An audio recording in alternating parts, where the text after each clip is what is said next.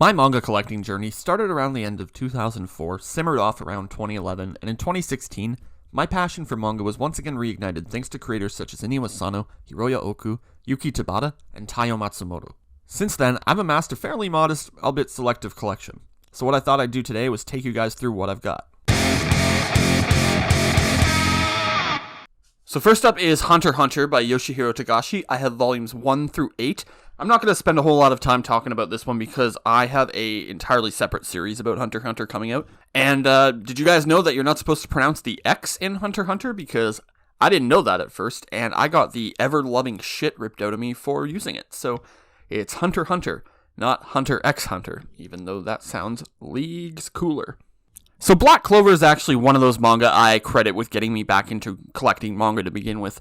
I was given volumes 1 through 4 on Christmas by my fiancée Ellie, who knew I was kind of imming and umming about getting another manga collection going, but I wasn't really ready to pull the trigger yet. And she made sure that I not only pulled the trigger, but I pulled the trigger on myself very hard.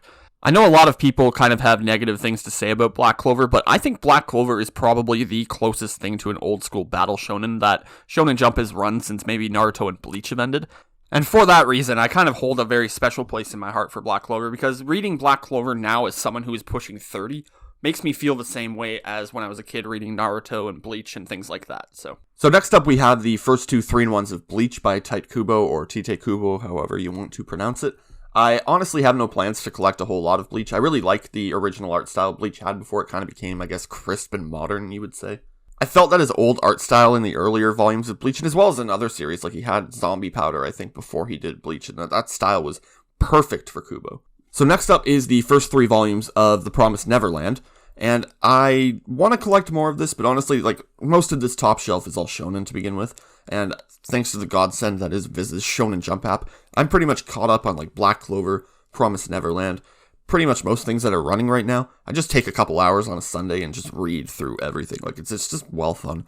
But I think I'm going to have to buy more of The Promised Neverland, because my fiancée loves it more than I do, I think, because she read through the first 3 volumes pretty much in a couple days, and when she finished volume 3, came into me and she's just like, is this all you have? Like, go to the store and buy more, for crying out loud. So, I guess if you're apt to making comparisons, you can consider The Promised Neverland to be this generation's Death Note, which conveniently by design brings us to the next one, the Death Note All-in-One edition, which still amazed that Viz managed to cram an entire series into one volume, and I kind of hope they don't do this with other ones, because I'm not a huge fan of the All-in-One edition.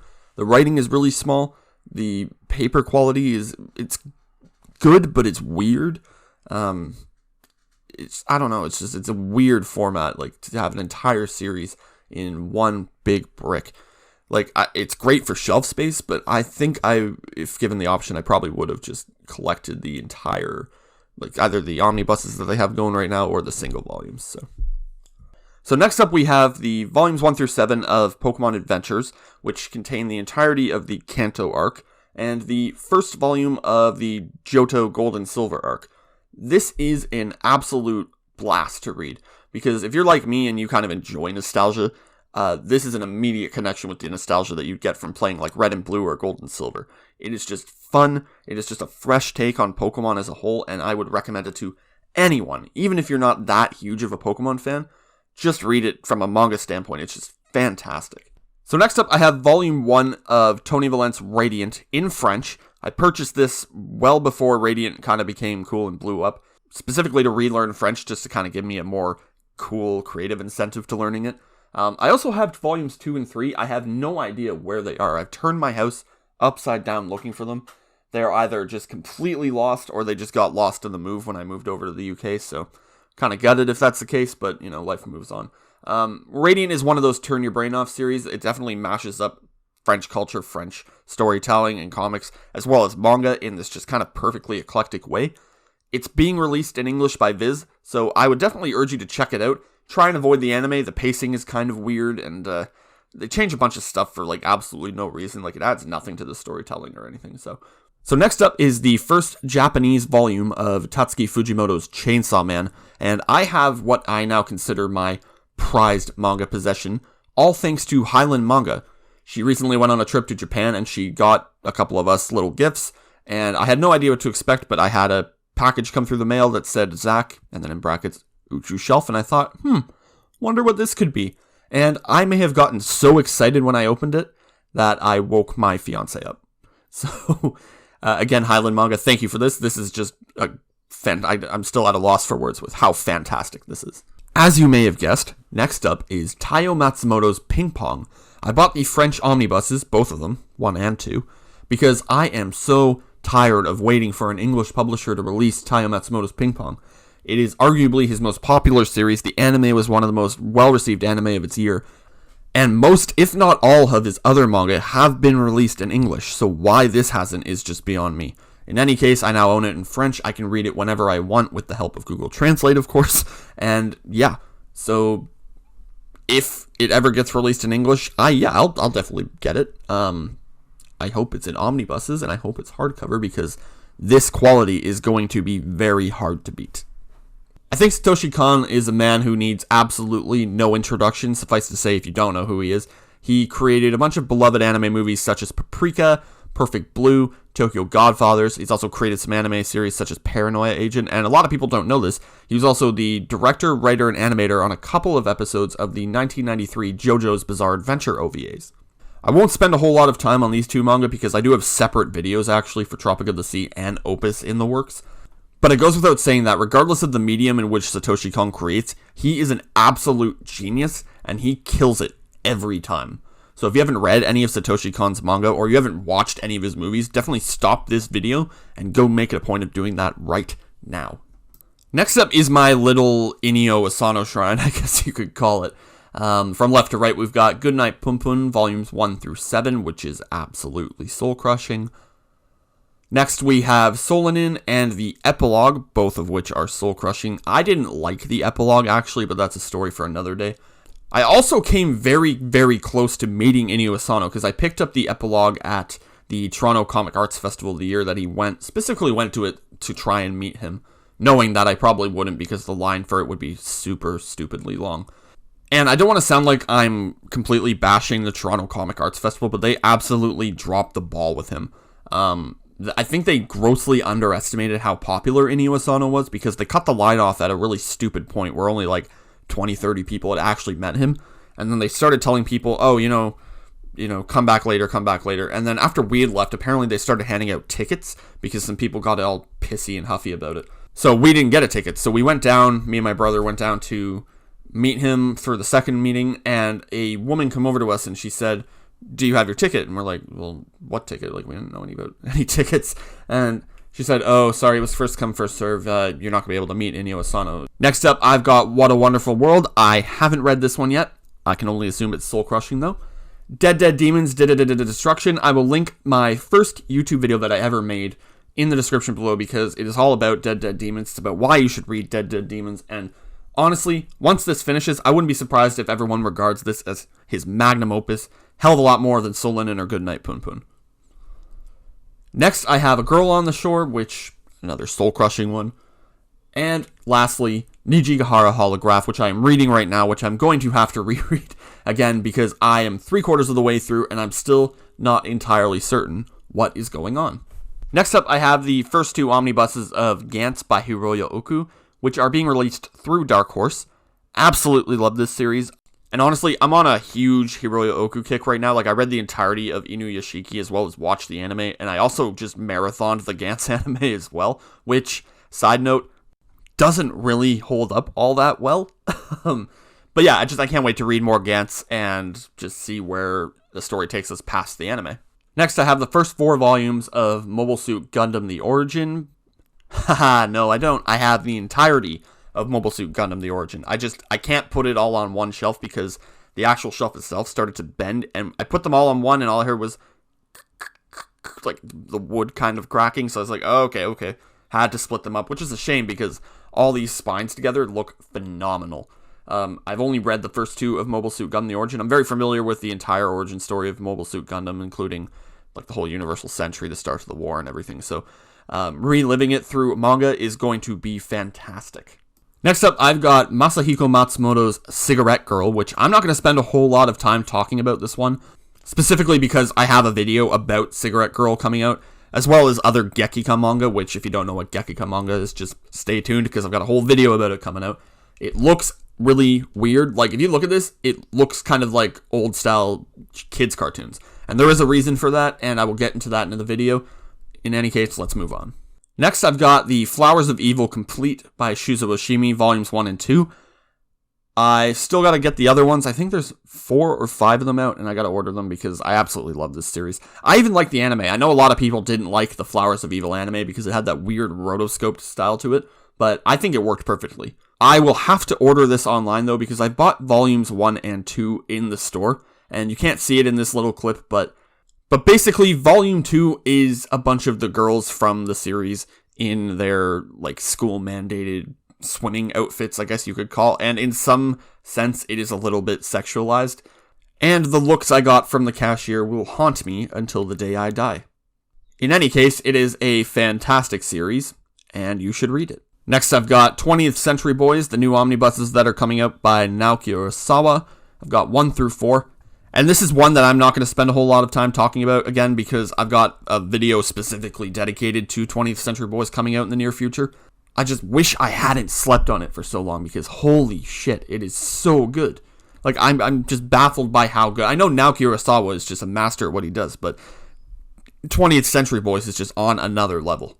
Next is honestly one of my top 5 of all-time manga, I Am a Hero by Kengo Hanazawa. And honestly, I don't like horror. I'm very easily scared.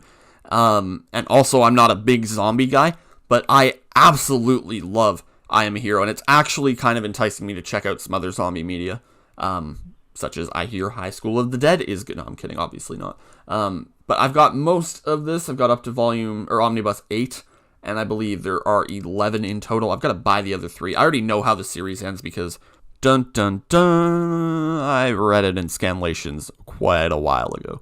In any case, given that I've read it for free, it should speak some volume that I am buying the physical copies, because it is phenomenal. It is just such a well-done story, arguably up until a certain point. Although I kind of do have to defend it. I do like the direction in which the story took, and I'm not going to spoil it, but if you have read I'm a Hero, you know exactly what I'm talking about, specifically with Kurusu and everything. But yeah, I Am a Hero, fantastic series. Check it out. If you want a kind of glimpse into what it is, I think Funimation has released the live-action movie in English, probably subtitled. Go check it out. Fantastic movie, fantastic series. So here we've got volumes 1 and 2 of Fire Punch. Do want to collect more of this because I absolutely love Tatsuki Fujimoto. Volumes 1 through 4 of Golden Kamuy, which again, love this series. Love the anime for all its flaws that it had, but I absolutely love the story and I absolutely love the characters, and I do want to see where the story takes you after the anime ends. Next are volumes 1 and 2 of Which How to Tell You, which, again, another beautiful series that I need to collect more of. I think there's actually only 2 volumes out right now, so I might have all that's out right now. But please make a point of collecting or at least reading Which How to Tell You, because it's one of the greatest newer manga series that have come out this year. And we also have volumes 1 and 2 of Land of the Lustrous. I do have a few more volumes, but I think those, again, got lost in the move. This is a hauntingly beautiful series. And the anime adaptation, I know a lot of people don't like 3D anime, but I would urge you to check it out because it is just beautiful. It's so well done. I love the story. It's just, I really don't know how to describe Land of the Lustrous other than hauntingly beautiful. Next up, we've got Taiyo Matsumoto's Tekkonkinkreet. Now, I am going to spend a grand total of 0 time talking about Tekkonkinkreet. I've got a video coming out about it this weekend. Fingers crossed. And it is my hands-down favorite manga, and you will see why. Next, we've got the entirety of the Neon Genesis Evangelion manga. This isn't just mine, though. This also belongs to my fiance, because this was the first anime that we watched together as a couple. Our first date was actually watching the first 10 episodes of Evangelion. Great first date, though. And I knew then and there that she was, as they say, wife material. So, yeah. Next up, we have volumes 1 of Ran in the Grey World and Go with the Clouds North by Northwest, respectively, both of which are by Aki Irie, who, quick side note, is quickly becoming one of my top 10 mangaka, because the way that they tell their stories and the way that their characters are expressive and just the art and general scenery of the manga is just perfectly put together. Like, I couldn't ask for a better first volume than from Go with the Clouds North by Northwest. I'm still working my way through Ran in the Grey World, but from what I've read, I am absolutely going to love this series. So Can't wait to read more of both of these series, and I can't wait to see what else we get from Aki Irie. So now we're at the part of this collection where it's either manga that doesn't belong to me or just stray volumes that I'm not even sure if I'm going to collect the rest of. So we will go through these and the next shelf relatively quickly, and then you guys can get on with your day. So here we have Ibitsu by Haruto Ryo, which belongs to my fiance. She and Her Cat also belongs to my fiance. 5 centimeters per second, which belongs to the both of us, technically. You know how most couples have, like, their song? This is our kind of song. Like, this is our manga. We would watch the movie pretty much on a weekly basis when we were first getting together, because we were in a long-distance relationship at first. And like any other good long-distance relationship, you watch 5 centimeters per second, and you listen to Hey There, Delilah. Next, we've got Dot Hack Legend of the Twilight. I bought the entirety of this again for the second time. This was the first manga that I had ever owned, and it tragically got lost in a flooded basement. And I read through it again in one day, and it was just the perfect trip. Just like, you know, that connection to your youth that you have through nostalgia is just wonderful. And I also got the first volume of Dot Hack XXXX. I'm sure there's an actual name for it, but... and I haven't read this one yet, but I love me some Dot Hack, so we'll see where it goes. Next are volumes 1 and 2 of Codename Sailor V, which I presume follows Sailor Venus in some capacity. Again, I don't know. This is my fiance's. This is a shared shelf. When you get married or when you plan to get married, everything is both of yours. So, next are the two light novels, the light novel and the short story collection for Nier Automata, which is my fiance's absolute all-time favorite game, and I am playing through it right now, and it's fun. I'm taking my sweet time with it because I just am generally not a gamer, as you would say. And lastly on this shelf are the first 3 little mini Bible things you can call of Lone Wolf and Cub. I talked about these a bit in my collection video, which I will not link in the description. You guys can go through my channel. You can do the work. I don't have to link everything in the description. So, and on this shelf we have the first volume of Ajin Demi-Human, the first 2 omnibus editions of the Kurosagi Corpse Delivery Service, which was another of my original collection pieces that I had and also lost. And again, another nostalgic-based purchase, and reading through it again, it's just, it's so good. Now we have my fiance's Tomi, Dissolving Classroom, and Shiver, all of which are by Junji Ito. Again, I am not a horror fan. I like Junji Ito, I like Gyo, and I liked whichever one was like, hey, this hole is for me.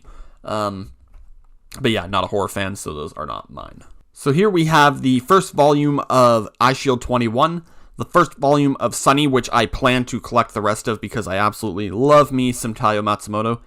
Volumes 1 and 2 of Dream and Sun, those are my fiance's, no clue what they're about. Magical Girl Sight Volume 1, ditto, same thing. We have Juni Tyson Zodiac War, which is a fantastic novel. Kyuko-chan Volume 1 by Hajime Ueda, which, if you aren't familiar with Hajime Ueda, he did the manga adaptation of FLCL. There is a second volume. I cannot find it for the life of me. If you know where I can get Volume 2 of Kyuko-chan, please link it in the description or DM me on Twitter because I really want to buy it. We also have The Witch's House Volume 1 and 2, which are my fiance's. I assume it's horror. No idea what it's about. Volume 1 of Cardcaptor Sakura Clear Card also belongs to my fiance. Ranma Half, Volumes 1 and 2 in the omnibus format. Ultraman Volume 1, which I need to collect the rest of because it's so good. Pluto Volume 1 and 4. Stupid story behind that, but that's for another day. And I'm not sure why everything's leaning over. I really gotta fix that. But Volume 1 of Osamu Tezuka's Buddha. Volume 1 of Dorohedoro. Volume 1 of Dead Mount Deathplay. Volume 1 of To Your Eternity. Volume 1 of Eden Zero. Volume 1 of Fire Force. Volumes 1 and 2 of For the Kid I Saw in My Dreams, which I do not like at all, to be perfectly honest. I love Kei-Sambe. I loved Erased, but I do not like this one. Volume 1 of Berserk. Volume 1 of Spirit Circle, which, again, I need to collect the rest of because I love everything this guy's done, including Lucifer and the Biscuit Hammer. And Volume 1 of Arakawa Under the Bridge by Hikaru Nakamura.